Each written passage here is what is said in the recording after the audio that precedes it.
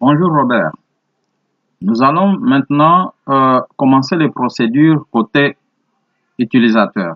Donc, c'est-à-dire que les procédures que vous avez vues, la procédure 1, 2 et 3, ce sont des procédures que ne doivent utiliser que les administrateurs.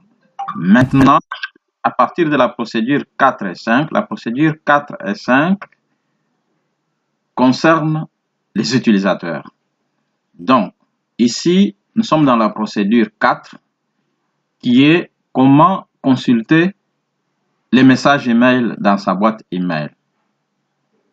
Tout commence par la barre d'adresse. Vous tapez mail, vous tapez webmail, vous tapez webmail ou bien mail tout court, mail.dps-core.org.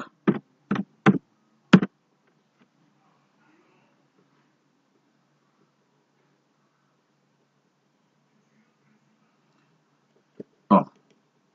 Maintenant, on arrive ici à la page de départ et là, on tape l'adresse email. Robert.mazamba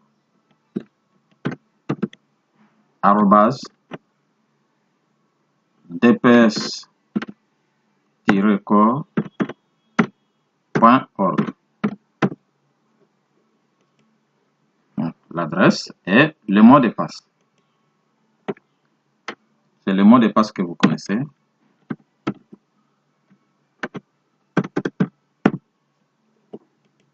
Ensuite, vous pouvez toujours cliquer sur mémoriser mes paramètres pour ne pas avoir à retaper à chaque fois le mot de passe.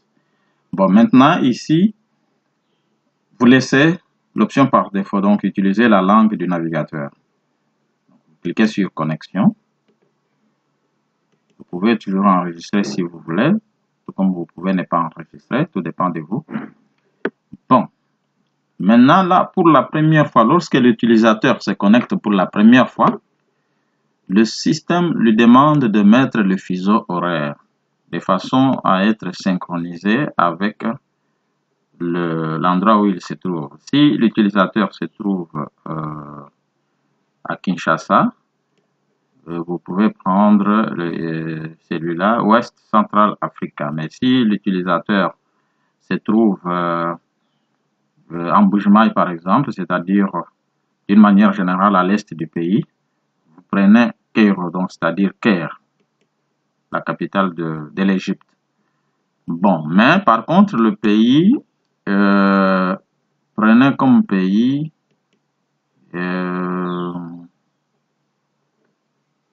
parce qu'ici, si vous regardez bien, si vous regardez bien par exemple la capitale, les capitales qui sont là, donc la seule capitale ou la ville qui correspond plus ou moins à l'horaire du temps qu'on retrouve en Bujumaï, vous voyez bien que c'est Caire.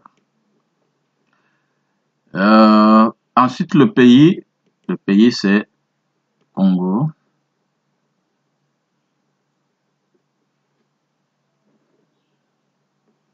Le pays c'est bien le Congo.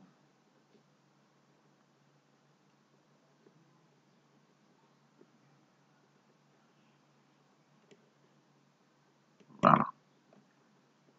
Les codes postaux, vous pouvez laisser vide, tout comme vous pouvez taper seulement 5 0. Voilà. Ensuite, cliquez sur terminer.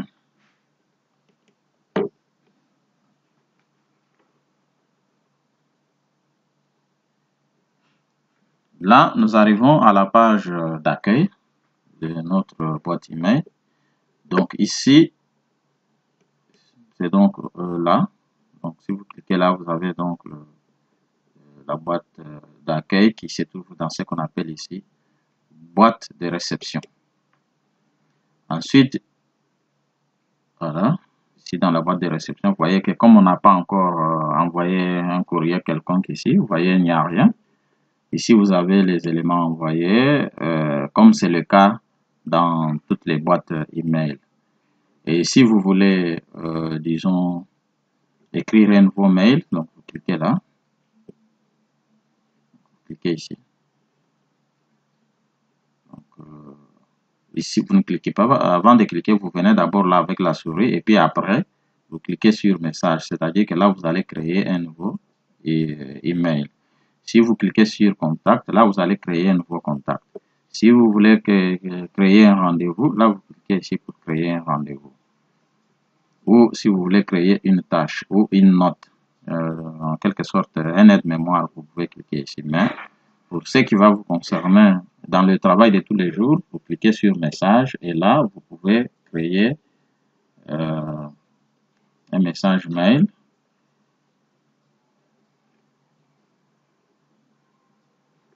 Et ici, donc, vous tapez le destinataire, par exemple.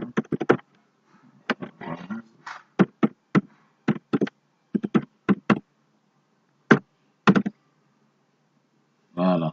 Le sujet, bon, par exemple, test. Ici, je clique test. Ensuite, vous cliquez sur envoyer. Envoyer est ici.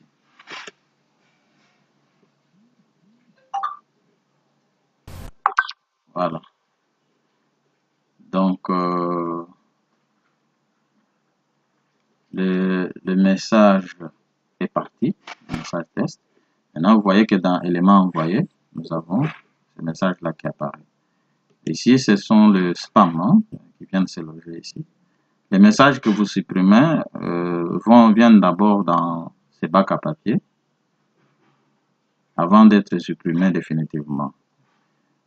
Donc, si par erreur vous avez supprimé un message, vous pouvez toujours le retrouver ici dans les messages supprimés. Ensuite, vous avez les autres rubriques.